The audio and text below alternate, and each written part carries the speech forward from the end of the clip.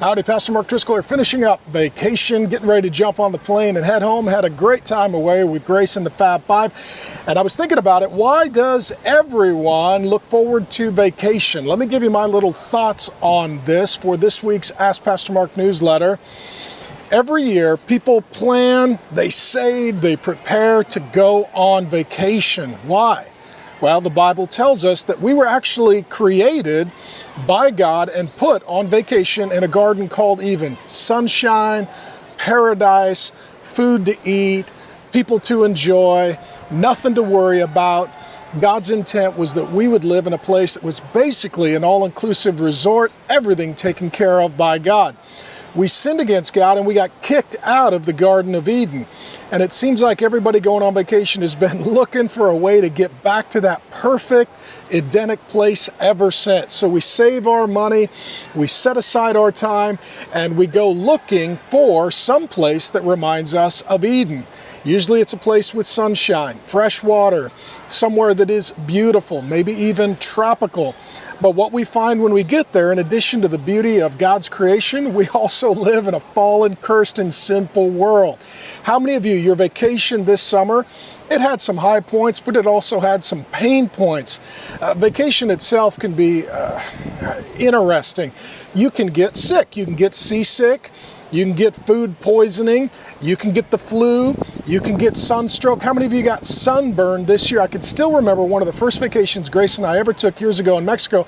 I lathered my Irish self in suntan lotion, forgot the top of my feet, wore flip-flops, and absolutely fried the top of my feet. Hurt like crazy.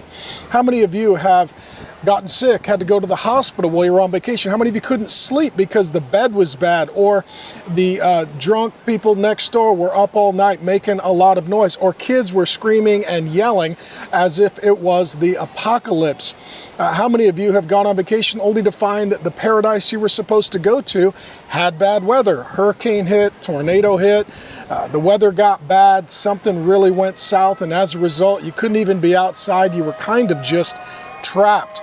I don't know if you can hear it. I had to throw my headphones on because next to me is a pool filled with sunburned, drunk Europeans, Canadians, and Americans, the beast, the false prophet, and the Antichrist, and they are absolutely enjoying the all-you-can-drink drinks, and as a result, I'm sure that they're going to be making a lot of noise well into the night, making it hard to sleep. All of that just goes to show and say, God made us to live in a paradise. We sinned, got kicked out of that paradise.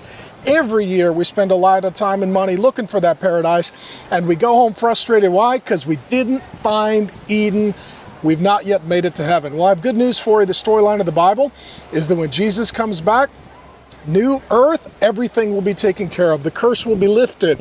No more food poisoning, no more air sickness, no more seasickness, no more sunburns, no more sunstroke, no more drunk people, no more hungover people thrown up in the pool and shutting it down for everybody else.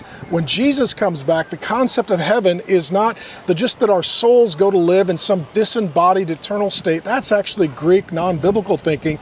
The biblical thinking is that we rise from death as Jesus rose from death. You get a perfect body, the kind of body you're not scared to put a swimsuit on and go to the beach in appropriate attire in. A body that is healthy, not sick. A body that lives with great pleasure in God's presence forever. That the world will be completely remade and God will make everything beautiful as it was intended to be before sin infected and affected all of it. And so for those of you that have a struggle about what is heaven going to look like, man, it's like an all-inclusive resort, tab picked up by Jesus, nobody getting drunk, nothing going bad, everybody doing okay, forever and ever and ever. So for everybody who has your summer vacation, I hope it goes well. I know there's going to be elements of sin and the curse in it.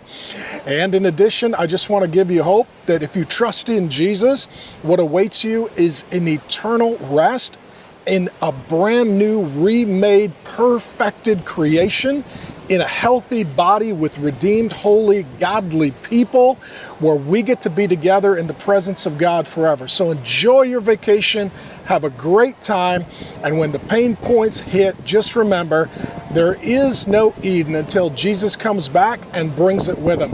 If you've got a question, send it in to hello@markdriscoll.org. I do hope, trust, and pray that your vacation goes well, but just remember, until you go to heaven, it's not quite all that you were expecting and hoping. But when Jesus comes back and picks up the tab, the all-inclusive eternal resort that he has planned, Irie, man, it's a good one. Pastor Mark out.